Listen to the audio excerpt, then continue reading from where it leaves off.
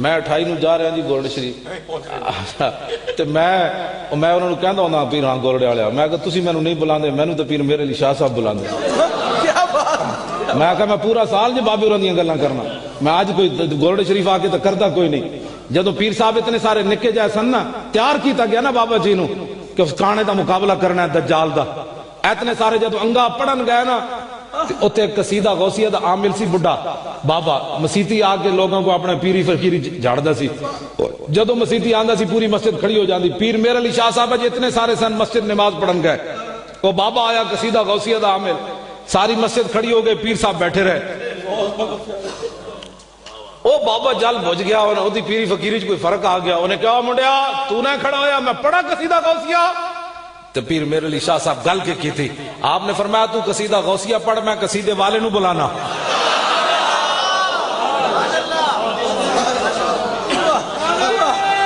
تو جو آپ نے فرمایا ساڑی بلی سانو ہی میں ہو تو ساڑے بابے دا قصیدہ ساڑے دے پھوکنا ہی اس ویلے پیر صاحب دا مقام سی تے جدو کانے دے مقابلے چلے گولڈ شریف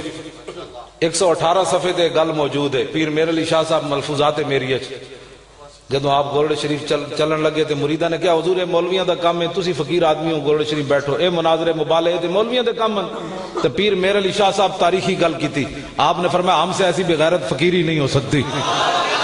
کہ حضور کی ختم نبوت کا منکر لاہور میں للکارتا رہے اور میرے علی شاہ گولڈے میں بیٹھا رہے آج مرزائیوں کو بھی پروٹوکول دیا جا رہا ہے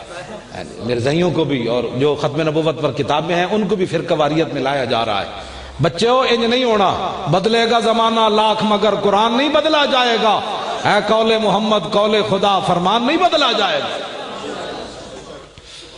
پیر میرے علی شاہ صاحب پھر گولڈ شریف تو چل کے لاہور آئے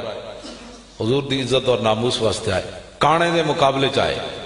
کئی ساڑھے تقریر کرتے ہیں مرزا صاحب نے کی تھی میں کہا صاحب ہے کہ یک دا پتر ہے ہاں جی صاحب تو تسی ہوئے وہ کانا وہ کون ہوتا ہے کئی تقریر کرتے ہیں جی مرزے نے یہ کہا اور حضور نے یہ فرمایا میں آکھو کانا کون ہوتا ہے کانا کون ہوتا ہے جیدے مقابلے مطلب حضور دے فرمان دے مقابلے چنو لے آ رہے ہو تسی ایسی تک گل ہی نہیں کرنی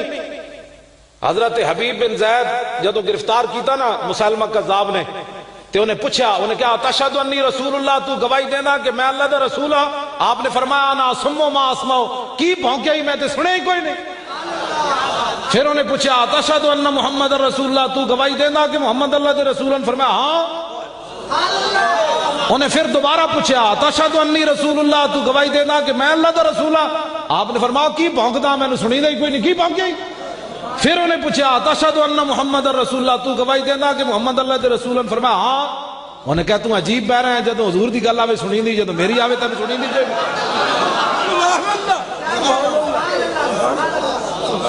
تیسری باری انہیں پھر پوچھا تیسری باری آپ نے وہی جواب دیتا بھائی نہ باؤں کی باؤں دا پھر انہیں آپ دا تو ہاتھ کٹے حضرت حبیب بن زید دا